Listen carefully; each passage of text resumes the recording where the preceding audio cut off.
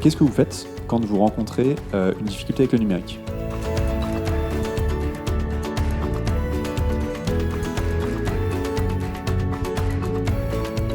Quelle feuille de route pour l'inclusion numérique une fois qu'il y a effectivement ce dispositif d'urgence qui a été déployé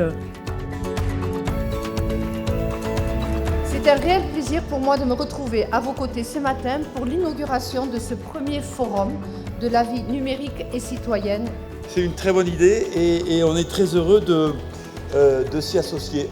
La ville d'Agen, l'agglomération d'Agen. L'intitulé que vous avez souhaité donner à ce forum est extrêmement évocateur. Le forum de la vie numérique et citoyenne, j'ai envie de dire que tout est presque dans ce titre, tant il est vrai qu'aujourd'hui, la citoyenneté est évidemment très liée à la vie numérique et très liée aux conditions d'accès au numérique.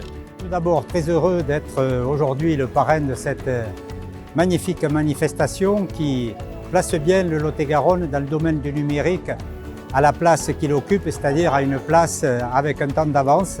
C'est un enjeu, je disais, d'aménagement, c'est un enjeu de modernisation, c'est un enjeu d'attractivité parce que les jeunes foyers et les moins jeunes qui s'implantent cherchent à avoir accès à ces technologies.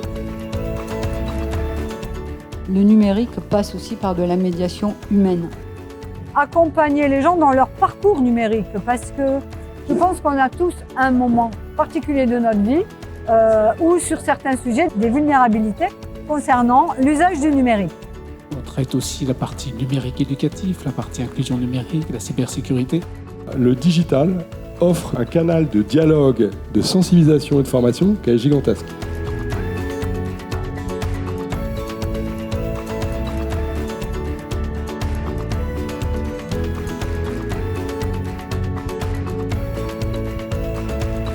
Avec les autres membres de la sécurité sociale, nous agissons sur le numérique parce qu'aujourd'hui, bien évidemment, tous les services publics sont aussi connectés, donc tous les citoyens, tous les assurés sociaux doivent pouvoir bénéficier des services que nous proposons. On a conscience que tout le monde n'a pas accès forcément à ces outils numériques, mais que tout le monde doit pouvoir en bénéficier. Il n'y a aucune raison d'exclure qui que ce soit.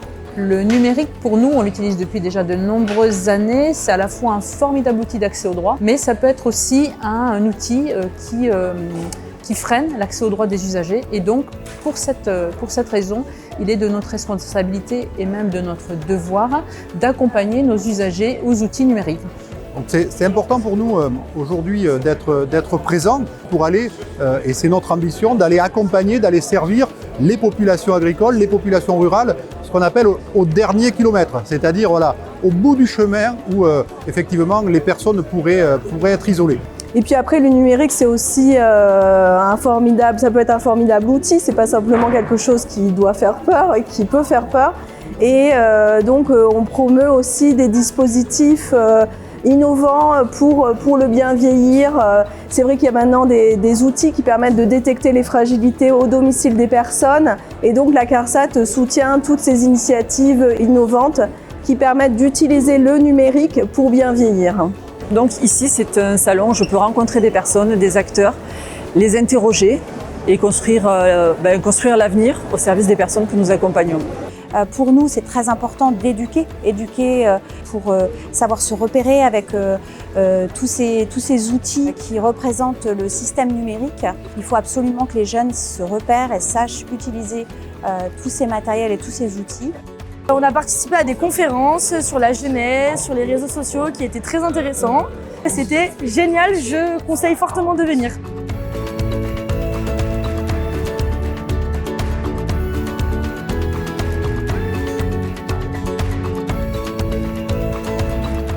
Orange est un acteur partenaire de longue date du département du Lot-et-Garonne sur le déploiement de l'infrastructure déjà, sur le déploiement de la fibre, dont on est très fiers, et qui va appeler d'autres projets sur des services numériques, des usages. Il y a toute une panoplie de services autour de la gestion de l'énergie, autour de la gestion de l'eau, qui sont des exemples qu'on peut apporter dans la gestion de la donnée du département sur ces réseaux très haut débit. On a parlé ce matin effectivement du numérique, du déploiement de la fibre. Aujourd'hui, la question qu'il faut se poser, c'est de savoir, une fois que ce réseau sera en place, qu'est-ce qu'on en fait? Il y a des enjeux, que ce soit écologique, sur l'eau, et on peut très bien envisager un futur lié à ce réseau pour gérer les différentes problématiques et pour avoir des informations. Cette journée est un véritable succès et je tiens tout particulièrement à remercier l'ensemble des partenaires du réseau Déclic 47, mais aussi d'autres acteurs qui ont aussi accepté de participer à l'organisation de ce forum, et aussi remercier le public qui est venu nombreux découvrir, participer, que ce soit aux conférences ou aux tables rondes. Et évidemment, un mot de remerciement pour les agents du conseil départemental qui se sont mobilisés maintenant depuis plusieurs semaines pour l'organisation de ce forum.